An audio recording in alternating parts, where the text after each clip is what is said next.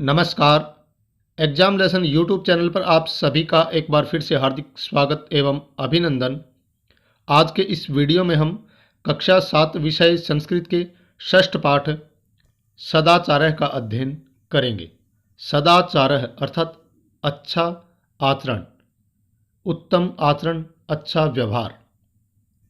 इसमें कुछ श्लोक दिए हुए हैं तो हम उन श्लोक को पढ़ते हैं।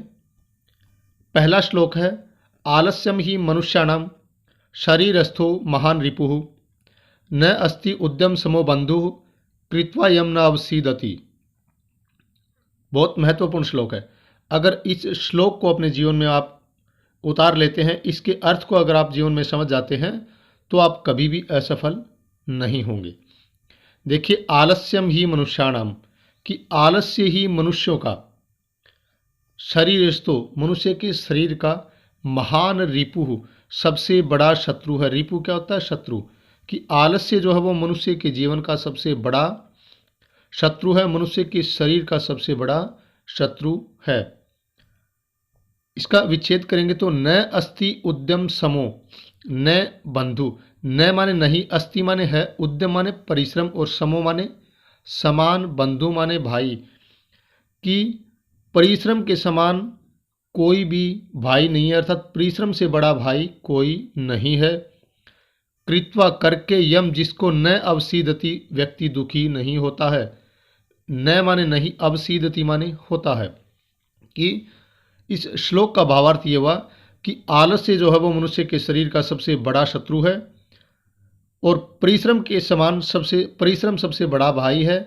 परिश्रम के समान दूसरा कोई भाई नहीं है जिसको करके व्यक्ति कभी भी दुखी नहीं होता है।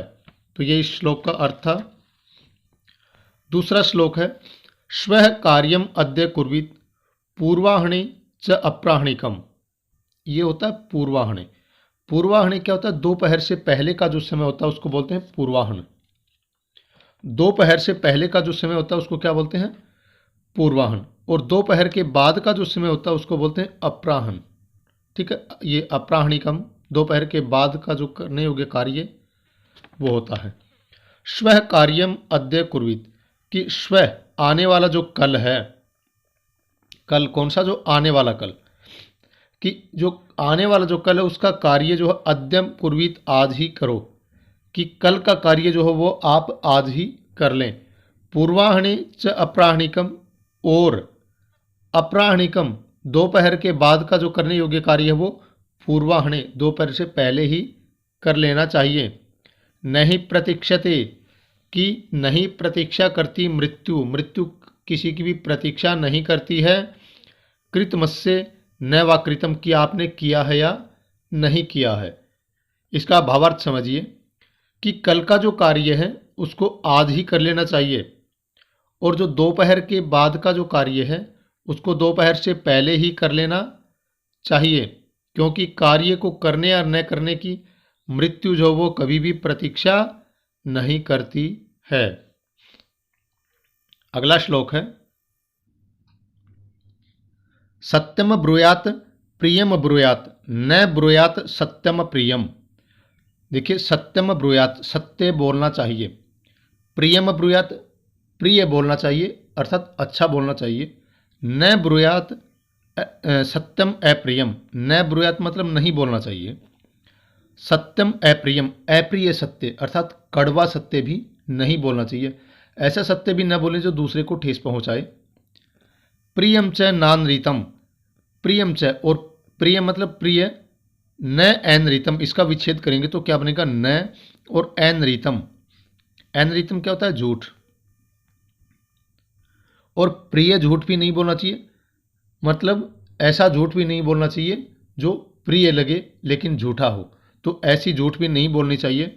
ऐसा धर्म है सनातन, यही क्या है? सनातन धर्म है, अर्थात यही हमारी संस्कृति है।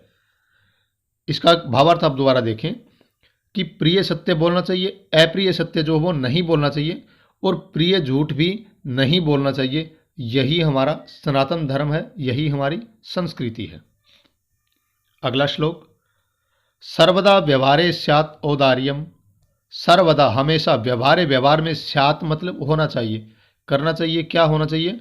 औदार्यम अर्थात उदारता, सत्यता, कि हमेशा व्यवहार में उदारता और सत्यता होनी चाहिए।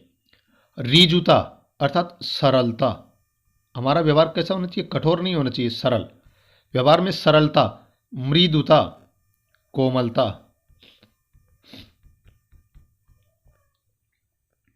कि सर्वदा हमेशा व्यवहार में क्या होना चाहिए, उदारता तथा सत्यता होनी चाहिए और साथ साथ सरलता और कोमलता भी होनी चाहिए। कौटिल्यम, कौटिल्यम का मतलब क्या होता है, कुटिलता, न कदाचन, और कभी भी व्यवहार में कुटिलता नहीं होनी चाहिए। कौटिल्य का अर्थ क्या होता है, कुटिल, तो कौटिल्यम, कुटिलता हमारे व्यवहार में नहीं होनी चाहिए।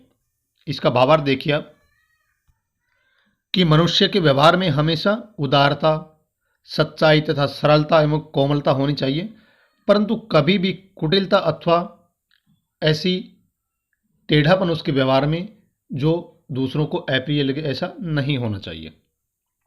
अगला श्लोक, श्रेष्ठम जनम गुरुम च अपि मातरम पितरम च। श्रेष्ठ जन, गुरु मतलब श्रेष्ठ जन, जो श्रेष्ठ व्यक्ति हैं, च अपि और गुरु भी, मातरम पितरम च और माता पिता। श्रेष्ठ व्यक्ति, गुरु, माता पिता, इनकी क्या है, मनसा कर्मणा वाचा सेवेत सततम सदा, इनकी मन, कर्म और वाणी से सेवित मतलब सेवा करनी चाहिए। सततम निरंतर और हमेशा, सततम क्या होता है, निरंतर। दोबारा देखिए श्लोक का भावार्थ, कि जो श्रेष्ठ व्यक्ति हैं, गुरु हैं और माता पिता, इन सभी की हमेशा मन वचन और कर्म से निरंतर सेवा करनी चाहिए। अगला श्लोक है हमारा, मित्रेण कलहम कृत्वा, कि जो मित्र है, जो साथी है, उसके साथ झगड़ा करके, न कदापि सुखी जन, व्यक्ति कभी जो है वो मनुष्य कभी भी सुखी नहीं रह सकता। कि जो दोस्त है, अपना मित्र है, उसके साथ झगड़ा करके व्यक्ति कभी भी सुखी नहीं रह सकता।